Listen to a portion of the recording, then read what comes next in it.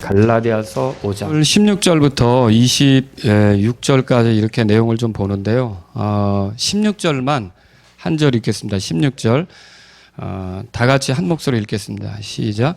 그런즉 내가 이것을 말하노니 곧 성령 안에서 걸으라.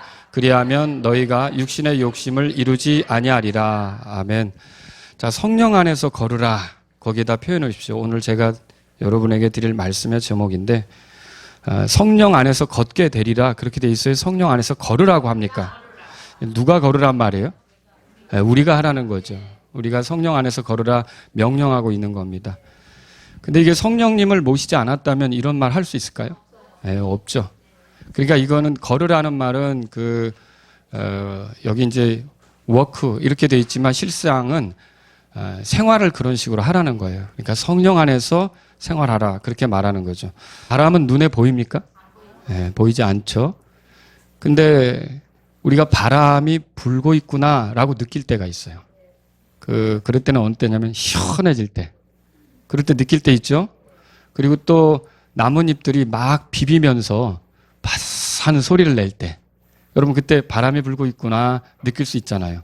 그리고 바람은 보이지 않지만 갑자기 우리 거실 유리창문 저희는 이제 베란다가 따로 없으니까 바람이 와서 퉁퉁 소리를 내면 바람이 불고 있구나 그렇게 우리는 느낄 수가 있어요. 그러니까 보이지 않지만 이렇게 우리가 느낄 수 있는 것처럼 성령님도 보입니까? 성령님도 안 보여요. 근데 성령님이 일하시면 그게 우리가 느껴질 수 있어요. 저 사람 안에 지금 성령님이 활동하고 있구나. 그런 게 느껴질 수 있고요. 이건 아닌데 성령님이 지금 함께 하시지 않는 것 같다. 그러니까 다시 말하면 성령 안에서 걷는 것 같지 않다. 이렇게 느껴질 때도 있다는 거죠. 예를 들면 자, 우리가 지금 볼 본문 말씀에 갈라디아서 5장 제가 19절, 21절을 이렇게 잠깐 요약을 했는데 여기 다 나오진 않았어요. 그런데 육신은 여기 뭐라고 돼 있냐면 육신의 열매는 뭐 이제 이런 식으로 나오죠. 육신의 행위들은 자, 요거 한번 읽어보죠. 다 같이 시작.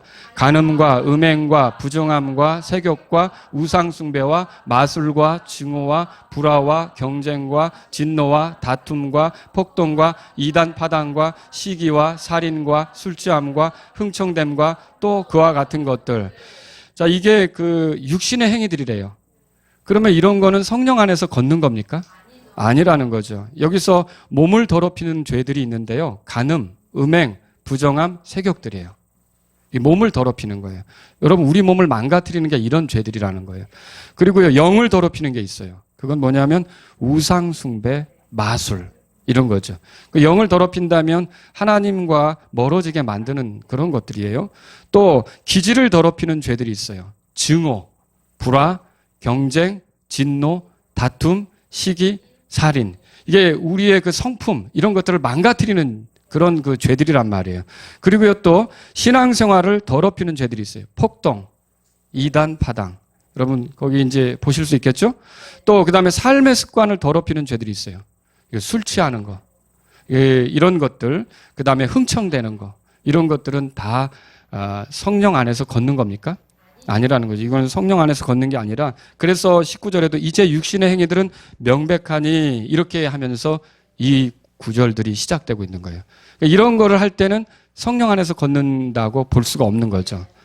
자, 제가 오늘 설교로 여러분에게 이 말씀을 드릴 때 제 목적은 뭐냐면 여러분 성령님이 내 안에 계신 걸 좀 생각하며 살고 계세요? 성령님이 내 안에 계시다. 손 들어보세요. 진짜로? 예, 손 내리세요.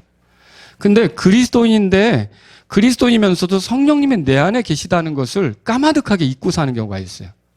그래서 막 육신적으로 결정하고 육신 안에서 걷는 이런 열매들을 내놓으면서 살아가는 거죠. 여러분 사도 바울이 에베소에 갔을 때 어떤 제자들을 만났는데 그 제자들에게 물었어요. 너희가 믿을 때 성령을 받았느냐? 그때 그 사람들이 뭐라 그러냐면 우리가 성령님이 뭔지 알지도 못한다. 들어보지도 못했다. 이렇게 얘기해요. 근데 그리스도인은 그렇게 하면 됩니까? 안 되는 거죠. 여러분이 성령님이 뭔지도 모르는 그런 사람이 아니라 우리가 거듭난 게 성령님을 통해 거듭난 거고 우리가 살아가는 것도 성령님을 통해서 살아가는 거예요. 그래서 저와 여러분들이 이 설교를 들을 때 야, 내 삶은 이 성령님하고 떨어져서는 생각할 수가 없구나. 그러니까 내 삶의 순간순간 성령님을 존중하고 성령 안에서 걷는 삶을 살아야겠구나. 여러분이 이제 이런 마음이 드신다면 오늘 설교를 잘 들으신 게 되겠죠. 여호와 증인들은 성령님에 대해서 이게 인격적으로 생각하지 않아요. 그러니까 여호와 증인들은 믿는 그 대상이 예수님도 믿는 게 아니에요, 실은.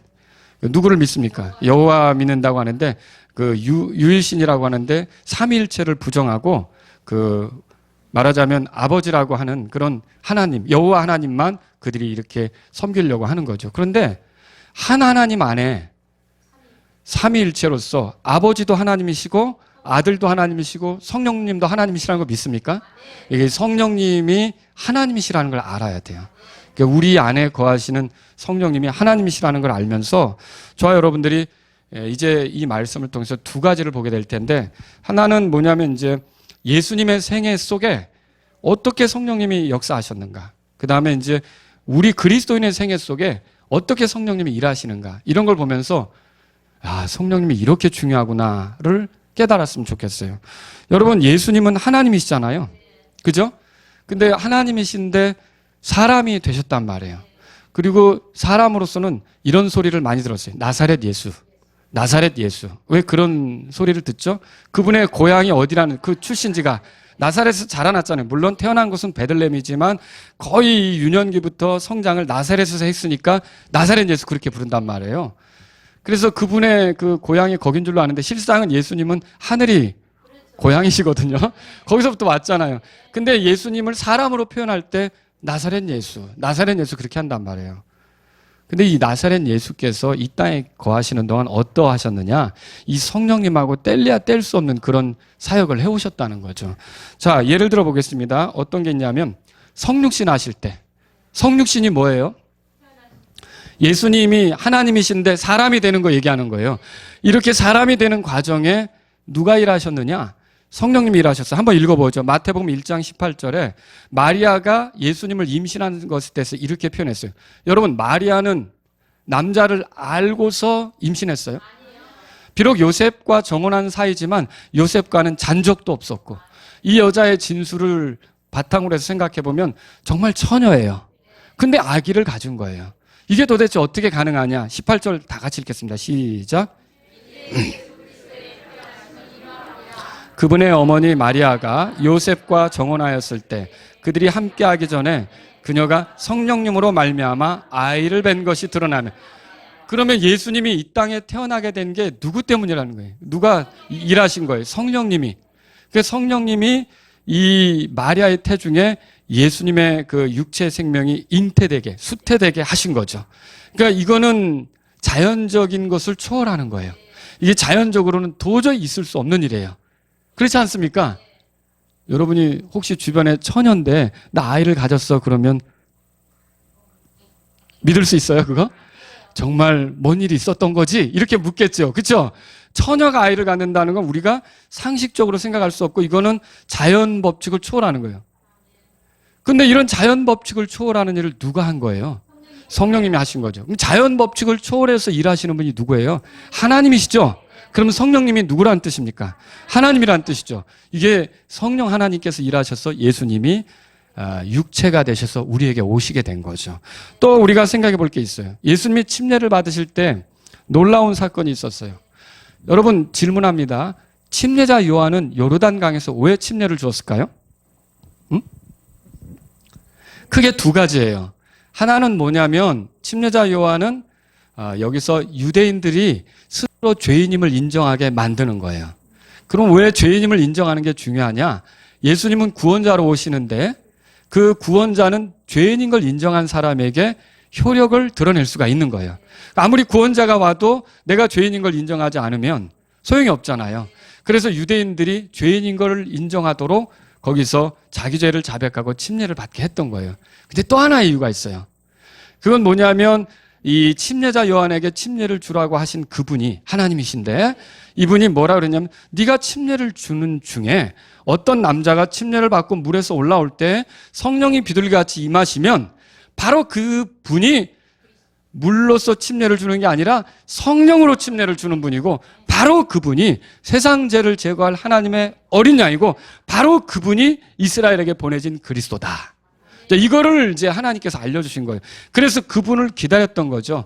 근데 마침내 나사렛 예수님이 다가오실 때 이 침례자 요한은 들은 게 있으니까, 내가 당신에게 침례를 받아야 되는데 어떻게 나에게 오십니까? 근데 예수님 뭐라고 했어요? 모든 의를 이루기 위하여 이렇게 하라고 그랬잖아요.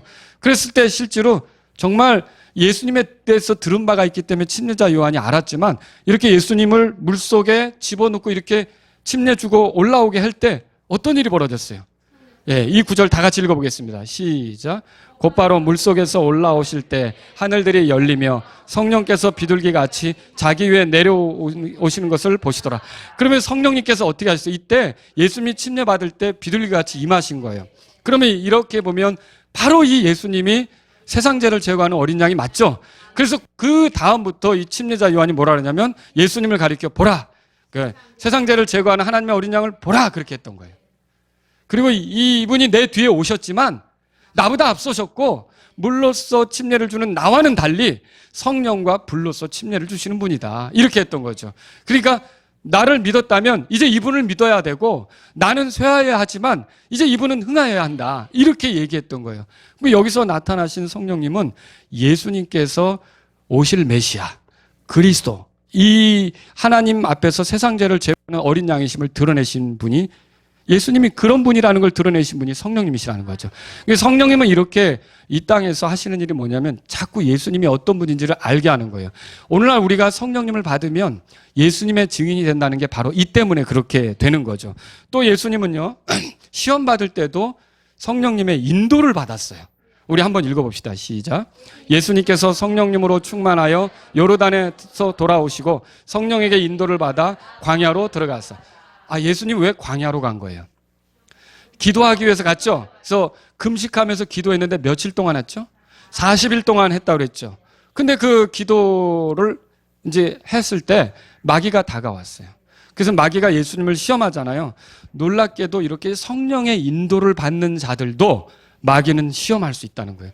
그러니까 저와 여러분들 안에 성령님이 계셔서 우리가 성령 안에 걷는다고 할 때 마귀가 그렇게 하지 못하도록 다가와서 우리를 넘어뜨릴 수 있다는 것을 생각하셔야 돼요. 근데 여기서 중요한 게 있어요. 여러분, 옛날에 아주 오래전에 전쟁할 때는 도시가 방어를 하는 데 있어서 성벽이 있느냐 없느냐, 이게 굉장히 중요했어요. 그래서 성벽이 있으면 어느 정도 이렇게 우위를 점하고 전쟁을 하는 거예요. 방어하는 측에서는. 근데 성벽이 없으면 어때요? 그래서 단지파가 자기들이 거하는 땅이 좁다고 했을 때 저 위에 갈릴리 그 해변 타고 위쪽으로 가서 그 땅을 차지할 때 가서 염탐하고 와서 하는 말이 뭐냐면, 그건 평지고 성벽도 없으니까 우리가 쳐들어가기가 쉽다. 이렇게 해서 군대를 끌고 가서 그거를 접수하게 되거든요. 제가 무슨 말씀을 드리려고 하냐면, 성령의 인도를 받는다. 이거는요, 우리가 마귀가 달려들더라도 성벽을 갖고서 싸우는 것과 같다는 거예요. 그러니까 오늘날로 말하면 미사일이 얼마든지 우리에게 떨어질 수도 있지만, 만약에 미사일 방어 체계가 구축되어 있다, 그러면 우리한테 이득이잖아요. 그런 것처럼 성령님을 모시고 성령님의 인도를 받는다는 건 그런 식으로 싸움을 하는 것과 같다는 거죠. 그러니까 성령님이 우리에게 얼마나 보호자가 되고 안내자가 되고 인도자가 되는지 아실 수 있겠죠. 또 예수님은요, 사역으로 나아가실 때도 성령님의 권능을 입었다고 되어 있어요. 다 같이 읽겠습니다. 시작. 성령의 권능을 입고 갈릴리로 돌아오심에 그분의 명성이 주변 온 지역에 두루 퍼지니라.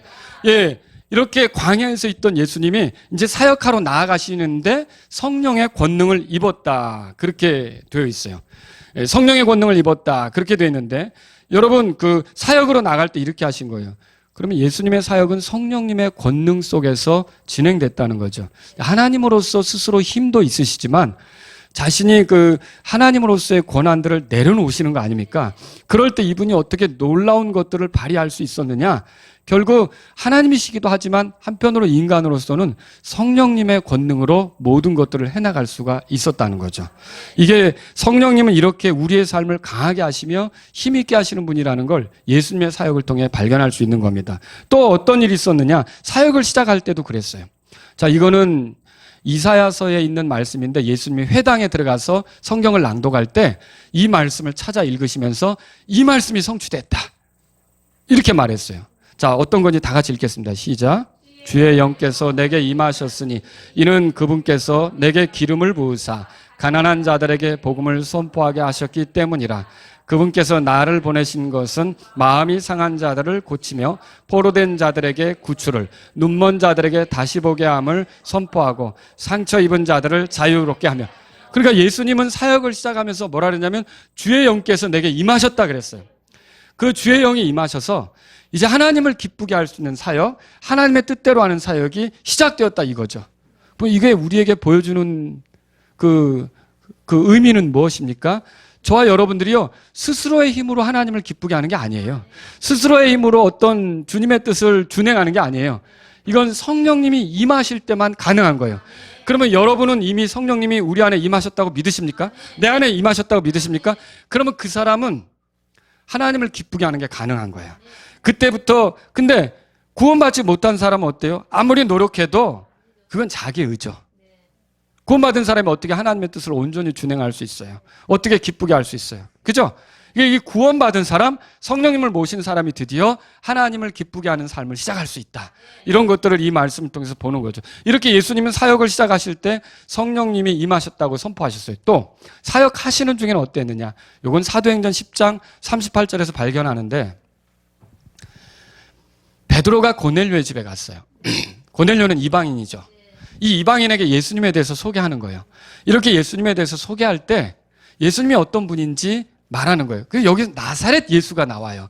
왜 일부러 나사렛 예수라는 말을 써가면서 하느냐면, 이분이 사람으로 계신 하나님이신데 사람으로 계시면서 스스로의 힘으로 한 게 아니라 하나님께서 성령과 권능으로 기름 부으셔서 구별하셔서 하나님이 쓰신 사람으로서 그 기름 부으셨다는 말이 뭐예요? 그리스도 아닙니까? 그 그리스도로서 우리 가운데 오셔서 우리를 건지는 역할을 하셨다. 이걸 얘기하는 거죠. 우리 다 같이 한번 읽어보겠습니다. 시작. 하나님께서 나사렛 예수님께 성령님과 권능으로 기름을 부으시매 그분께서 두루 다니시며 선을 행하시고 마귀에게 억눌린 모든 사람을 고치셨으니 이는 하나님께서 그분과 함께 하셨기 때문이라. 자, 여러분 여기까지 오는 동안 예수님을 가만히 보니까 예수님이 이 땅으로 오셔서 내가 하나님께로 왔어, 내가 하나님이니까 하라고 막 독자적으로 다니셨어요? 지금 이 구절들을 다 보니까 예수님이 시작부터 사역하는 과정 중에 늘 의존하셨던 분이 계세요. 늘 인도를 받았던 분이 계세요. 누굽니까? 성령님이시죠. 이 예수님이 이렇게 사셨단 말이에요. 이 예수님이 우리 주님이세요. 이 주님이시라면 우리가 그분의 제자고 그분을 따르는 건데, 그럼 우리는 그분처럼 사는 게 맞지 않습니까? 이분이 예수님이 성령님을 의존해서 이렇게 사역하시고 살아가셨다면 저와 여러분도 성령님을 가볍게 생각하면 안 된다는 거죠. 또 그 다음도 보세요. 가르치실 때도 그랬어요. 예수님이 제자들을 가르치시는데 어떻게 하셨느냐? 자, 다 같이 읽겠습니다. 시작. 그분께서 친히 택하신 사도들에게 성령님을 통해 명령들을 주신 뒤에 들려 올라가신 날까지의 일을 기록한 것. 자, 제자들, 사도들에게 성령님을 통해 명령을 주셨다. 그렇게 말하고 있어요. 이게 뭡니까? 제자들을 훈련시킬 때에도 성령님을 통해 그렇게 하셨다는 거예요. 성령님은 하나님 뜻 알죠? 하나님의 뜻에서 벗어나지 않게 하잖아요. 그러니까 제자들에게 하나님의 뜻을 알리는데 성령님을 통해서 일을 한 거예요. 그래서 제자들이 하나님의 뜻을 벗어나지 않고 하나님을 기쁘게 하도록 그렇게 명령을 주셨던 거죠. 그러니까 제자들을 훈련시키는데도 성령님을 통해 그렇게 하신 거죠. 자, 그리고 또 보겠습니다. 아주 중요한 건데 십자가로 나아간 사건은 어떨까요? 이건 히브리서 9장에 나오는 말씀이에요. 14절. 여러분, 이 십자가로 나아가는 사건, 예수님이 희생헌물이 되는 사건도 그분 혼자 막 몸부림치면서 한 게 아니라 성령님이 함께 하시는 가운데 이걸 했어요. 한번 다 같이 히브리서 9장 14절 읽겠습니다. 시작. 하물며 영원하신 성령을 통해 자신을 점없이 하나님께 드리신 그리스도의 피는 죽은 행위로부터 너희 양심을 얼마나 더 많이 깨끗하게 하여 살아계신 하나님을 섬기게 하겠느냐. 그러니까 이 예수님께서 자기를 희생물로 드려서 그 피로 우리 양심을 깨끗하게 해서 하나님을 섬기게 하는데 이게 성령님을 통해서 그렇게 했다는 거예요. 이게 성령님을 통해서 했다니까 하나님의 뜻에 일치되게 하나님의 뜻에 맞게 이렇게 하셨다는 거죠. 우리를 구원하는 일도 성령님을 통해서 하신 거예요. 그리고요, 부활은 어떻게 됐을까요? 여러분 베드로전서 3장 18절에 보세요. 이게 부활이에요. 예수님의 사역이 부활을 통해서 이제 끝나잖아요. 그리고 아버지께로 가는 거 아닙니까? 자, 3장 18절 다 같이 읽겠습니다. 시작. 그리스도께서 죄들로 인하여 한 번 고난을 받으사 의로운 자로서 불의한 자를 대신하셨으니 이것은 그분께서 육체 안에서 죽임을 당하셨으되 성령으로 말미암아 살아나셔서 우리를 하나님께로 데려가려 하심이라. 여러분, 이렇게 볼 때 내릴 수 있는 결론이 있어요. 예수님은 오시는 것부터 사역하시고, 그러니까 침례받고 공생애 시작하고 사역하고 제자들 가르치고 능력을 행사하시고 십자가로 나아가시고 부활하시고 이렇게 해서 모든 사역을 이루기까지 혼자 몸부림친 겁니까? 성령님을 통해 그 일을 했다는 거예요. 성령님과 함께 하셨다는 거예요. 이게 우리에게 큰 도전이 되는데 왜 그러느냐? 저와 여러분은 바로 이 성령님을 의지해서 십자가에 나아가셨고 부활하신 예수님을 통해 구원받아 예수님을 따르는 사람들이 된 거예요. 여러분, 예수님 따르는 사람들이죠? 그러면 우리가 이 예수님도 그렇게 성령님을 의존했는데 우리 자신의 삶 속에서 성령님을 잃어버리고 산다, 잊어버리고 산다, 무시하면서 산다, 생각지 않고 산다. 이거는 예수님을 따르는 사람들로서 적절치 않다는 거죠. 여러분은 순간순간 어때요? 어떤 위기에 봉착했을 때 이게 성령님이 기뻐하실까? 이런 생각을 해보세요. 내가 이런 선택을 하면 이게 성령님이 슬퍼하는 건 아닐까? 이런 생각을 해보세요. 내가 이렇게 결정하면 성령님이 좋아하시겠다. 이런 생각을 해보세요. 만약 이런 생각도 없이 우리가 살아가고 있다면 이건 예수님을 섬기는 제자로서 예수님처럼 가는 겁니까? 아니라는 거죠. 그래서 오늘 말씀에 성령 안에서 걸으라는 말이 있는 거예요. 저와 여러분들이 성령님을 따라 가야 된단 말이죠. 그래서 우리가 성령님을 따라 걷고 성령님 안에서 걷는 것이 그리스도인의 삶이라는 걸 인식하고 가는 게 필요하다는 거죠. 여러분들이 오늘 이 말씀을 들으면서 근데 진짜 예수님의 사역 내내 성령님이 함께 하셨는데 나는 너무도 성령님을 깊이 생각하지 못했다. 그럼 돌이키셔야 돼요. 나도 이제 성령님을 의지하고 생각하며 살아야겠다. 그분이 하나님이신데 그렇게 생각해야 되는 거죠. 자, 그럼 그리스도인의 생애 속에서는 어떤 일이 벌어졌는지 봅시다. 예수님의 생애 속에서 이렇게 예수님의 성령과 함께 했고요. 그럼 우리가 주님을 모셨다면 우리도 그렇게 예수님처럼 살아야 되는데 그리스도인의 생애 속에서는 어떤 일이 벌어졌습니까? 여러분, 우리가 거듭나는 건 성령님을 통해서요. 맞죠? 요한복음 3장 5절 다 같이 읽겠습니다. 시작. 내가 내게 이르노니 사람이 물에서 태어나고 성령에서 나지 아니하면 하나님의 왕국에 들어갈 수 없느니라. 자, 물에서 나는 거는 이제 육체로 나는 거예요. 우리가 어머니의 양수를 터뜨리고 나오겠죠. 그 다음에 성령에서 난 것은 다시 태어난 거예요. 우리가 이걸 거듭난다 그렇게 말해요. 거듭나야 하나님의 아들들이 되죠. 여러분 대답해 보세요. 거듭나셨습니까? 나는 거듭났냐 이거죠. 그 사람은 하나님의 자녀예요. 근데 이 거듭나는 게 내 노력으로 되는 겁니까? 아니죠. 이게 성령님의 역사예요. 성령님의 일하심이란 말이죠. 우리가 성령님을 통해 거듭나는 거예요.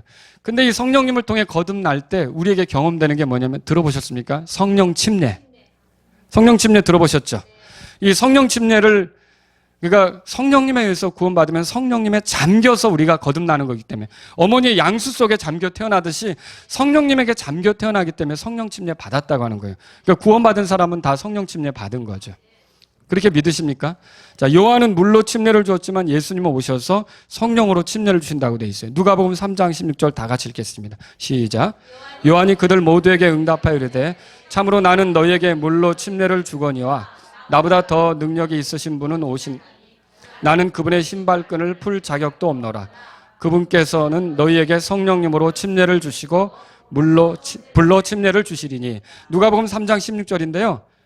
이게 성령으로 침례를 준다는 말은 원래 침례라는 말이 잠긴다.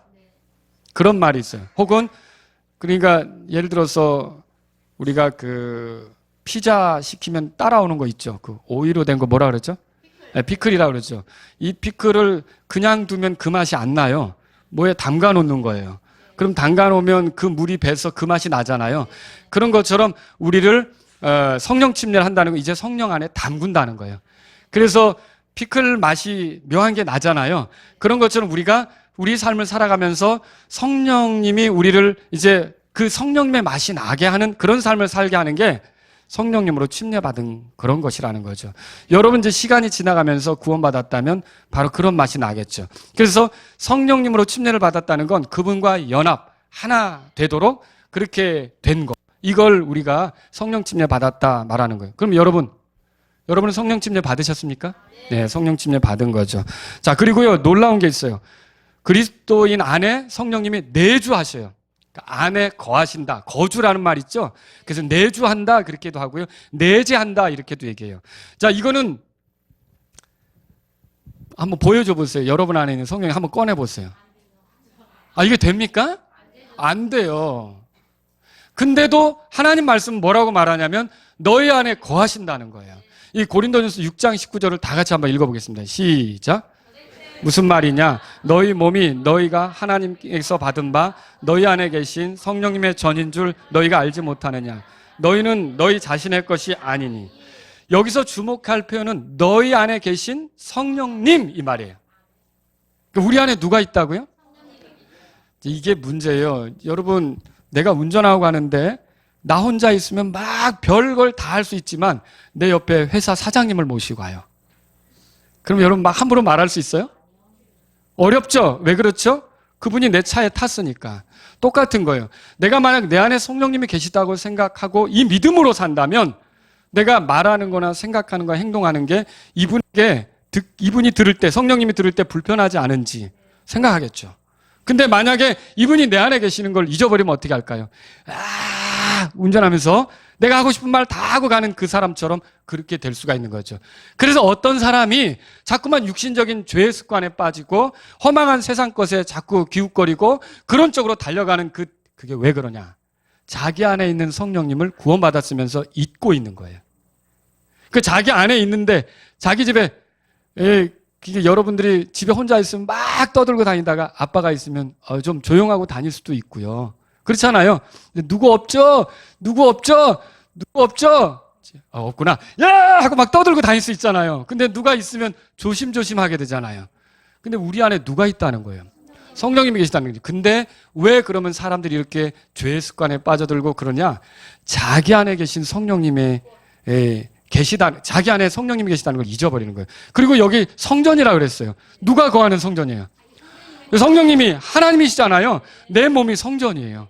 이 성전이, 이 몸이, 그래서 왜 우리가 담배를 피지 않고 왜 우리가 더러운 것을 하지 않으려고 하냐면 이 몸이 이게 하나님을 모신 집이라는 거예요. 나만 거하는 집이 아니라 내 안에 거하시는 성령님도 함께하는 집이라는 거죠. 그래서 이게 더럽혀지면 되겠습니까? 안 되죠. 그래서 우리가 이렇게 너희 안에 계신 성령님 이것을 깊이 생각하면서 살아야 되는 거죠. 자, 그 다음에 이게 로마서 8장 9절에도 이런 말이 있어요. 읽어보세요. 시작.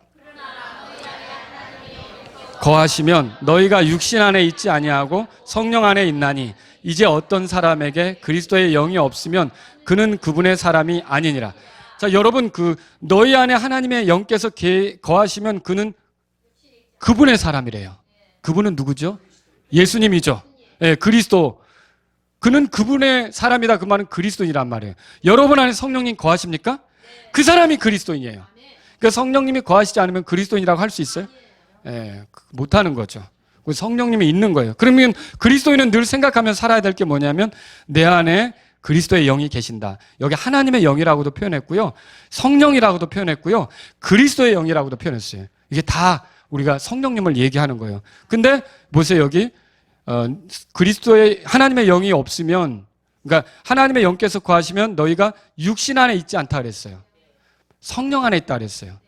성령 안에, 갈라디아서 5장에 보면 제가 읽어드립니다. 만일 우리가 성령 안에서 살면 성령 안에서 걸을지니 그렇게 돼 있어요. 그러면 우리가 성령님을 모시고 있다면 성령 안에서 사는 거죠.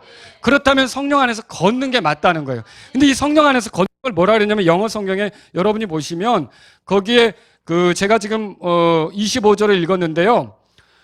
Let us also walk 이렇게 돼 있어요. 그러니까 우리가 걷자 이게요. 하나님이 우리를 걷게 하신다 뭐 이런 식으로 표현된 게 아니라 누가 걸어야 된다는 거예요.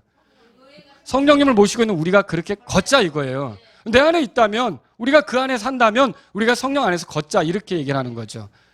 성령 안에서 걷는 거에 대해서 적극적으로 우리에게 말하고 있다는 거죠. 여러분 우리 안에 성령님이 계신다는 걸 잊지 마셔요. 또 성령님이 내주하시는데요. 그 옛날하고 틀려요. 여러분 그 구약 시대는 어떻게 되었냐면 성령님이 어떤 사람 위에 임하셨어요. 그러다가 떠나실 때가 있어요. 그 대표적인 사례를 든다면 사울 왕이죠. 사울 왕이 성령님이 임했을 때 대언했던 거 아시죠? 근데 이 사람이 불순종했어요. 그리고 하나님께서 죄를 지적할 때도 회개하지 않았어요. 강팍하게 굴었어요. 그럼 성령님이 떠나셨어요. 성령님이 떠나시고 이 사람에게 온 건 악한 영이죠. 그래서 악한 영의 괴롭힘을 당했잖아요. 그러면 다윗은 어떻게 했어요? 우리 안에 밧세바를 범했죠? 죄를 지은 거 아닙니까? 그 죄를 지으면 성령님이 떠나실 수도 있다는 걸 알고 있는 거예요. 그래서 시편 51편에 기도하면서 뭐라 그랬어요? 이거 읽어보세요. 다 같이. 시작. 주의 거룩한 영을 내게서 거두지 마옵소서. 다윗은 이렇게 성령님이 내게서 거두어지면 어쩌나 이런 생각을 했던 거예요. 여러분이 그리스도인으로서 사는 동안 지금까지 오면서 죄를 한 번도 범하지 않았습니까? 죄를 범한 적이 있죠. 근데 어때요? 그때 성령님이 에이 나 간다 하고 가셨나요? 저와 여러분들이 아셔야 될 게 있어요. 구약 시대는 그랬지만 지금은 성령님이 들어와서 내주하세요. 내재하세요. 그리고 떠나지 않으세요. 언제까지냐? 여기 성경에 보세요. 자, 에베소서 4장 30절인데 다 같이 읽겠습니다. 시작. 하나님의 거룩한 영을 슬프게 하지 말라. 그분으로 말미암아 너희가 구속의 날까지 봉인되었느니라. 그러면 하나님의 거룩한 영을 슬프게 하지 말고 그분으로 인해서 구속의 날까지 봉인되었다고 그랬어요. 구속의 날은 언제예요? 구속. 이게 우리 예수님이 오셔서 우리 몸까지 완전히 자유롭게 하나님을 섬길 수 있게 되는 거예요. 지금은 아니잖아요. 육신이 있으니까 성령님을 따라가려고 하지만 때론 육신의 영향을 받을 수도 있는 거잖아요. 근데 몸까지 완전히 부활해서 이렇게 되는 게 구속의 날이에요. 그러면 그때까지 성령님께서 우리를 봉인하셨대요. 봉인하셨다는 말이 뭐예요? 아무도 건들지 못하게 우리를 지키고 있다는 거죠. 구원받았지만 죄를 지으면 구원을 잃어버린다고 생각하는 사람들이 있어요. 그게 굉장히 진리인 것처럼 설교하는 목사 얘기도 들었어요. 근데 그 목사 혹은 그런 식의 믿음이 왜 문제가 있느냐? 그건 이 성령님을 깊이 생각하면 그럴 수 없다는 걸 금방 알 수 있어요. 우리 안에 들어오셔서 우리를 지키시는 성령님, 구원으로 인도하시는 성령님은 구속의 날까지 떠나지 않는다고 돼 있어요. 그러니까 이 성령님만 잘 생각해 보면 우리 구원이 취소되는 거예요. 예, 성령님이 슬퍼할 수는 있어요. 내가 잘못 살면 성령님은 슬퍼할 수는 있어요. 근데 내게서 떠나는 건 아니란 말이에요. 그리고 나를 구속의 날까지 데려가실 것이기 때문에 내 구원은 안전한 거죠. 그러니까 성령님을 인정한다면 구원을 잃어버린다 이 소리는 못하죠. 그러니까 구원을 잃어버린다고 말하는 사람들의 문제는 뭐냐면 성령님이 어떤 분인지를 깊이 생각 안 한 거예요. 성령님을 깊이 생각하면 구원을 잃어버릴 수 없다는 걸 우리가 알게 되는 거죠. 자, 그래서 이분이 구속의 날까지 우리를 이끄시는 거예요. 우리를 지키시는 거죠. 근데 이제 문제는 여러분이 성령님을 슬프게 하지 말아야 돼요. 이 부부간에도 같이 지내는데 아내가 이게 그 톤이 날카로워지게 되는 경우가 있어요.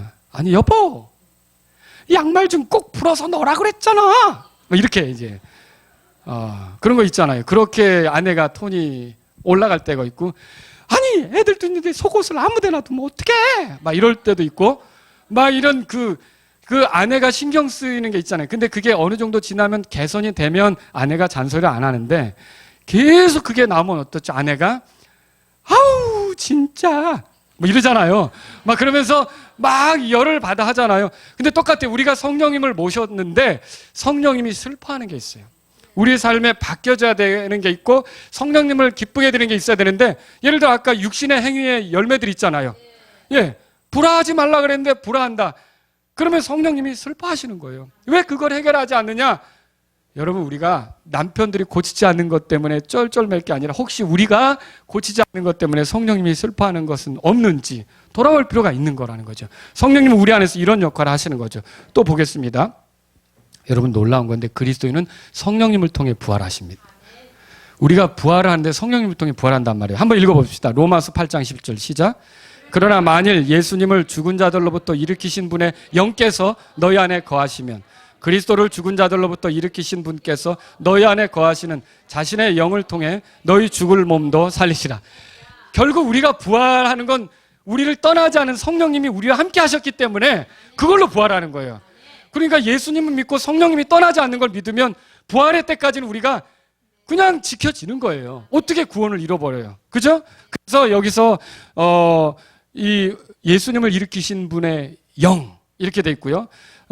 그 자신의 영 이렇게 돼 있는데 이 성령님을 얘기하는 거죠. 이 성령님이 우리 죽을 몸도 살린다 이렇게 말씀하고 있는 거죠.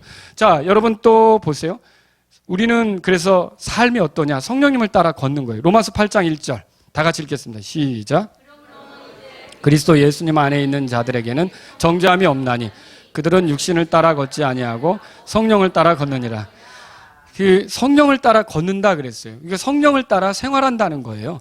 그럼 뭐냐면 성령님을 존중하는 생활을 한다는 거예요. 이게 그리스도인의 특징이에요. 여러분이 그리스도인의 특징을 정죄함이 없다만 주장하시면 안 돼요. 그러니까 정죄함이 없다는 말은 예수님의 피로 죄들을 용서받았기 때문에 여러분들이 되게 좋아하는 부분이에요. 근데 여기를 보면 뭐가 있습니까? 성령님을 따라 걷는다고 돼 있잖아요. 그러면 그리스도인이라면 열매가 뭐냐? 정죄함도 없을 뿐만 아니라 성령님을 따라 걷는 삶이 나온다라고 하는 거죠. 여러분 여기서 육신이란 말이 있어요. 육신이 뭐예요? 우리 옛날 본성이에요. 구원받기 전의 본성이에요. 이것은 하나님을 기쁘게 합니까? 전혀 그렇게 할 수 없죠. 그래서 그리스도인들은요, 옛 본성대로 사는 게 아니라 새 본성으로 삽니다. 성령님이 허락한 그 하나님의 성품을 가지고 사는 거예요. 근데 대답해 보세요. 여러분도 육신을 따를 때가 있죠? 지난 한 주간을 보세요. 내가 육신을 따랐던 적이 있는가? 있을 수 있어요. 근데 여기서 문제가 뭐냐면 성령님을 따르는 사람들은요, 이 육신적으로 갈 때 그게 불편해져요. 아시죠? 마치 뭐가 같으냐면 내가 한국 사람인데 영어를 쓰려고 그러면 어떻게 잘 되던가요? 이게 어색하죠. 어색하단 말이에요. 이게 잘 안 되는 거예요. 그런 것처럼 우리가 육신적으로 가려고 하는 게 이전과 달리 쉽지 않게 되는 게 바로 그리스도인이란 말이죠. 자, 여기 로마서 8장 4절 다 같이 읽겠습니다. 시작. 육신을 따라 걷지 아니하고 성령을 따라 걷는 우리. 이렇게 육신을 따라 걷지 않고 성령님을 따라 걷기 때문에 우리에게 나오는 열매가 성령의 열매예요. 우리 다 같이 읽어보겠습니다. 시작.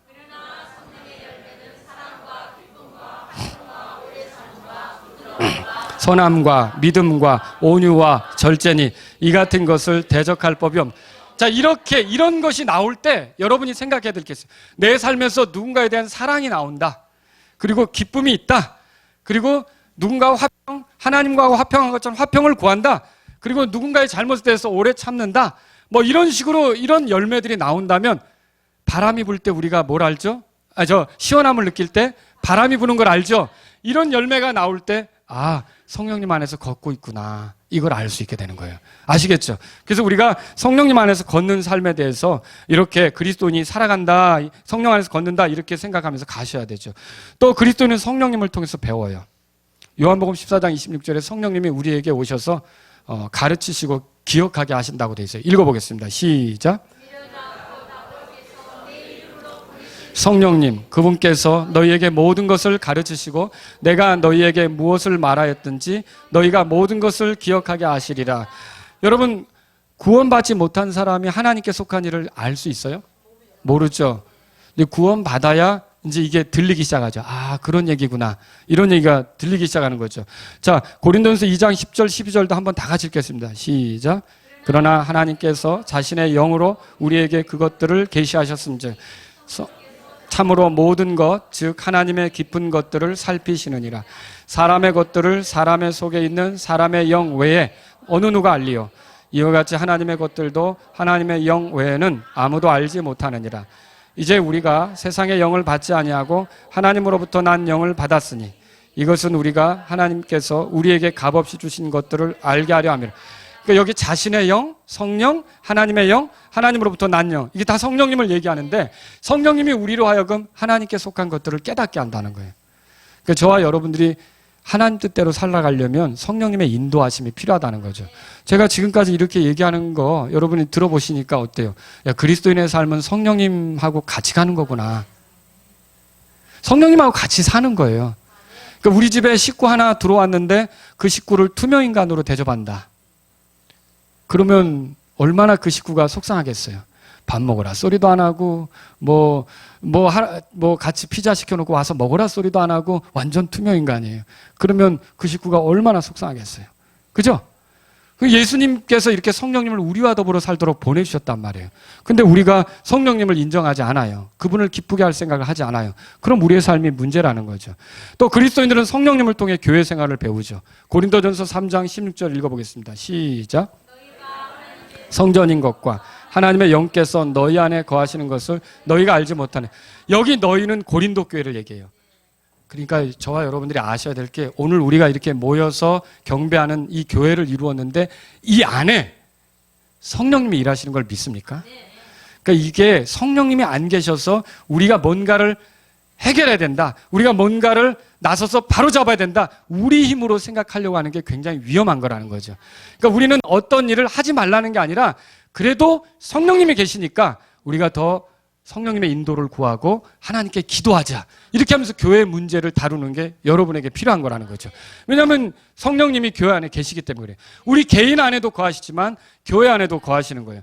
그래서 우리가 이렇게 하나가 된 걸 뭐라 그래요? 성령이 하나 되게 하신 것이다, 그렇게 말하죠. 우리 지난주 오후에 이 말씀에 대해서 들었죠? 길게 설명하지 않겠습니다. 또 여러분, 성령님은 이제 교회에게 말씀도 하셔요. 이게 사도행전 13장 2절에 있는데 다 같이 읽겠습니다. 시작. 그들이 주를 섬기며 금식할 때 성령께서 이르시되 내가 바나바와 사울을 불러 시킬 일을 위해 그들을 내게로 구별하라 하시니. 이건 안디옥 교회였어요. 근데 안디옥 교회에서 바나바가 어떻게 보면 으뜸 가는 목회자고 사울은 돕는 조력자였는데 이 두 사람을 따로 세워서 이렇게 그들을 구별시켜라, 이렇게 하는 성령님의 말씀이 있었다는 거죠. 그러면 오늘날 성령님은 어떻게 말씀하실까요? 여러분, 이거는 성경 말씀을 통해서 말씀하시는 거예요. 여러분이 아셔야 될 게, 생활 속에서도 말씀이 아까 떠오르게 하신다 그랬잖아요. 떠오를 수 있어요. 그리고 내가 나쁘게 갈 때 하나님께서 그 말씀으로 나를 저지하실 수도 있어요. 그리고 여러분이 설교를, 강단에서 나오는 설교를 들으면서도 이게 성령께서 이걸 원하시는구나 알 수 있는 거죠. 강단 설교를 존중하는 것도 성령님을 존중하는 게 되죠. 여러분, 그 계시록에 보면 7번이나 이렇게 말하고 있어요. 다 같이 읽겠습니다. 시작. 귀 있는 자들은 성령께서 교회들에게 말씀하시는 것을 들을지어다. 그러면 성령 안에서 걷는다는 건 뭘까요? 이렇게 교회들에게 말씀하시는 성령님을 존중해서, 여러분이 지금 이렇게 주일날 말씀을 듣는 게 교회에게 말씀하는 거잖아요. 물론 개인이 성경 보고서 개인에게 말씀하는 것도 들을 수 있어요. 근데 교회로 모여서 말씀을 들을 때, 여기서 제가 서든 다음 주에 선교사님이 오든 아니면 그 다음 주에 또 우리 교회 형제님이 설교하든, 이 교회를 향하여 주시는 강단의 설교가 또 그 속에 하나님 말씀이 있단 말이에요. 그러면 성령님의 말씀이 있단 말이죠. 그걸 듣고 우리 삶을 고치려고 하는 거, 그걸 듣고 회개하고 돌이키려고 하는 게 성령님을 존중하는 거예요. 근데 아무리 들어도 그거는 그거고 나는 나대로, 그러면 성령님을 존중하는 겁니까? 아니라는 거죠. 그게 성령님 안에서 걷는 것이 안 되는 거죠. 성령님 안에서 걷는다면 이렇게 성령님이 주신 말씀을 존중하고 가는 거죠. 또 여러분, 성령님은요, 일꾼을 세우시기도 하고 파송하기도 해요.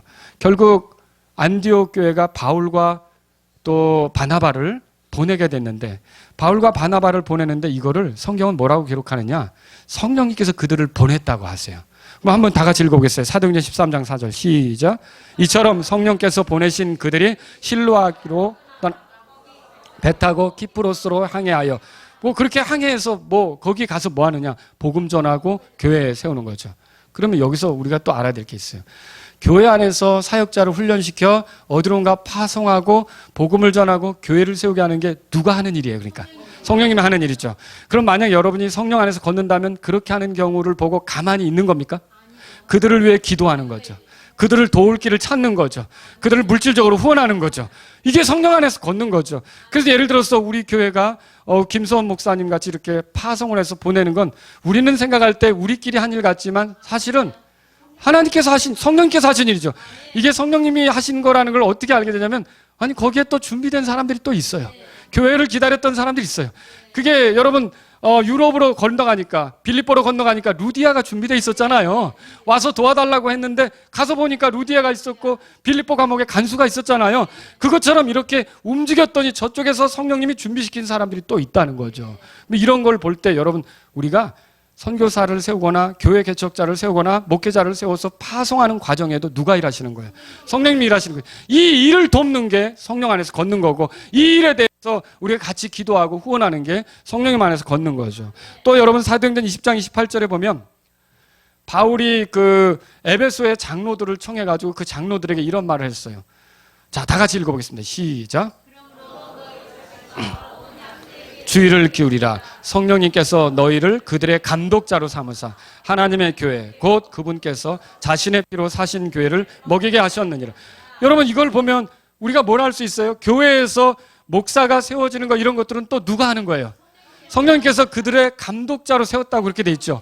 그러면 여러분이 이 히브리서 13장 17절에 보면 목회자가 근심하면서 일하는 것이 여러분에게 유익이 됩니까?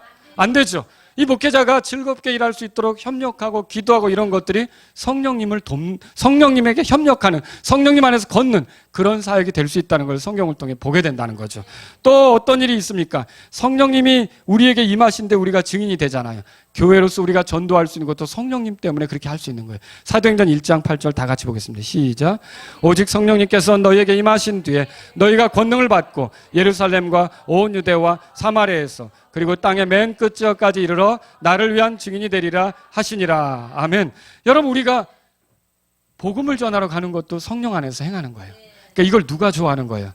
성령님, 복음 전한다면 누구의 증인이 되는 거죠? 예수님의 증인이 되는 거죠. 이걸 우리가 성령 안에서 걷는 사람은 예수님의 증인으로서 사는 것을 크게 기뻐한단 말이죠. 여러분, 오늘 제가 이 말씀을 드렸는데 요거 내려주셔도 됩니다. 이제 예수님이 성령님과 함께 살아가셨다면 우리도 어떻게 되는 거예요?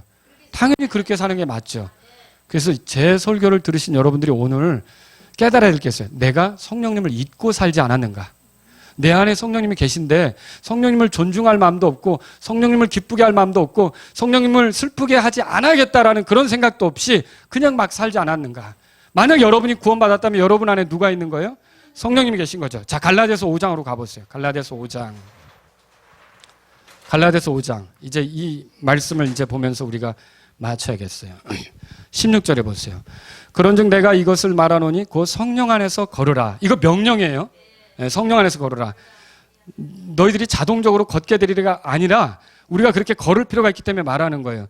그리하면 너희가 육신의 욕심을 이루지 아니하리라. 그리스도인으로 살아가면서 육신의 욕심을 쫓아갈 때 마음이 아파져요. 여러분 아시죠? 그렇게 되지 않기를 원해서 성령님이 우리 안에 거하시는 거예요. 17절에 보세요. 육신은 성령을 대적하여 욕심을 부리고 성령은 육신을 대적하나니 이 둘이 서로 반대가 되므로 너희가 원하는 것들을 너희가 능히 하지 못하느니라. 여러분, 우리 안에는 성령님도 들어와 계시지만 여전히 옛 성품인 육신도 있다는 거 아시죠? 이 사이에 우리가 전쟁하고 있는 거예요. 그렇지만 우리가 성령님을 잊어버리면 육신대로만 가는 거고, 성령님을 생각하고 내가 성령 안에서 걷고자 한다면 육신의 욕심이 있어도 그 육신이 원하는 대로 하지 못하게 반대하는 일을 할 수가 있겠죠. 보세요. 18절에 그러나 너희가 성령의 인도를 받으면, 우리는 성령의 인도를 받는 사람들이에요. 맞습니까? 우리는 마치 전쟁을 할 때 예수님이 성령의 인도를 받아 광야에 갔던 것처럼 우리도 성령의 인도를 받아서 좀 사실은 구원받지 못한 사람이 죄와 싸우는 거, 그리고 구원받은 사람이 죄와 싸우는 거, 이거 다른 차원이에요. 저와 여러분들은 방벽을 두른, 그러니까 성벽을 가진 채 지금 죄와 싸우는 전쟁에 뛰어든 거기 때문에 조금만 여러분이 성령님을 의지한다면 얼마든지 구원받기 전하고는 다른 방식으로 갈 수가 있다는 거죠. 19절에 보세요. 이제 육신의 행위들은 명백하니 이것들이라 곧 간음과 음행과 부정함과 세격과 우상숭배와 마술과 증오와 불화와 경쟁과 진노와 다툼과 폭동과 이단파당과 시기와 살인과 술취함과 흥청됨과 또 그와 같은 것들이라. 자, 이런 것들이 내 삶에 나타나면 내가 지금 성령 안에서 걷는 겁니까? 아니라는 거죠. 내가 또한 전에 너에게 말한 것 같이 이것들에 대하여 미리 너에게 말하노니 그런 것들을 행하는 자들은 결코 하나님의 왕국을 상속받지 못하리라. 이것은 구원받지 못한 사람들에게나 나타나는 건데 구원받은 사람들에게 이런 게 나타나면 됩니까? 안 된다는 거죠. 그러나 성령의 열매는 20절에 보면 사랑과 기쁨과 화평과 오래 참음과 부드러움과 선함과 믿음과 온유와 절제니 이 같은 것을 대적할 법이 없느니라 그랬어요. 자, 25절 다 같이 읽겠습니다. 시작. 만일 우리가 성령 안에서 살면 또한 성령 안에서 걸을지니 그랬어요. 여러분, 우리가 성령 안에서 사는 사람 맞아요? 그리스도의 영이 우리 안에 들어오면 로마서에서 뭐라 그랬어요? 우리가 성령 안에서 사는 거라 그랬잖아요. 저와 여러분들은 성령 안에서 사는 거예요. 그러면 성령 안에서 산다면 우리는 어떻게 해야 되느냐? 성령 안에서 걸으라고 얘기하는 거예요. 그럼 성령 안에서 걷는 건 어떻게 표현이 될 수 있느냐? 자, 여러분 갈라디아서 2장 20절에 가보세요. 갈라디아서 2장 20절. 다 같이 읽겠습니다. 시작. 내가 그리스도와 함께 십자가 못 박혀 있으나 그럼에도 불구하고 사노라. 그러나 내가 아니요 그리스도께서 내 안에 사시느니라. 나는 지금 내가 육체 안에서 사는 삶을 나를 사랑하사 나를 위해 자신을 주신 하나님의 아들의 믿음으로 사노라. 여러분, 내가 그리스도와 함께 십자가에 못 박혀 있다는 걸 믿으십니까? 내가 구원받으면 자동적으로 이거는 그냥 내가 그리스도와 함께 십자가에 못 박혀 있다는 것이 수동태예요. 그러니까 내가 원해서가 아니라 구원받으면 그리스도의 죽음이 내 죽음이다. 여러분 그렇게 믿으십니까? 그리스도가 십자가 못 박혔는데 나를 위한 것이고 나를 포함한 것이고 나 때문에 있었다 믿으십니까? 그럼 나도 거기에 어떻게 된 거예요? 같이 못 박혀 있는 거죠. 여러분이 구원받았다면 내가 그리스도와 함께 십자가에 못 박혀 있다도 믿는 거죠. 이게 이제 수동적으로 된 거예요. 그런데 갈라디아서 2장 20절은 이렇게 써 있지만 갈라디아서 5장 보세요. 갈라디아서 5장에서는요 24절에 그리스도께 속한 사람들은 애착들과 정욕들과 함께 육신을 뭐라고 했어요? 십자가에 못 박았느니라고 돼 있어요. 갈라디아서 2장 20절이 수동적으로 돼 있어요. 그건 내가 한 게 아니라 내가 믿으면 십자가에 못 박혀 있다고 얘기하는 거예요. 아시겠죠? 근데 이 24절에서는 이렇게 성령 안에서 걷는 삶을 얘기하면서 뭐라 그러냐면 그리스도께 속한 사람들이 그 뜻이에요. 누가 십자가에 못 박는 거예요? 그리스도께 속한 사람들이 자기의 뭐예요? 애착들, 정욕들, 그리고 육신을 십자가에 못 박는 것이다. 못 박았다. 이 얘기예요. 그러니까 이거는 수동적입니까? 능동적입니까? 능동적이에요. 여러분이 성령 안에서 걷는다면 자꾸 육신적인 게 알아요. 우리는 말씀을 보기 때문에. 육신적인 게 나올 때, 누군가에 대한 미움이 나올 때, 누군가에 대한 시기가 나올 때 그런 것들을 다 어떻게 하는 거예요? 우리는요. 능동적으로 십자가 못 박는 그런 삶이 우리에게 필요한 거죠.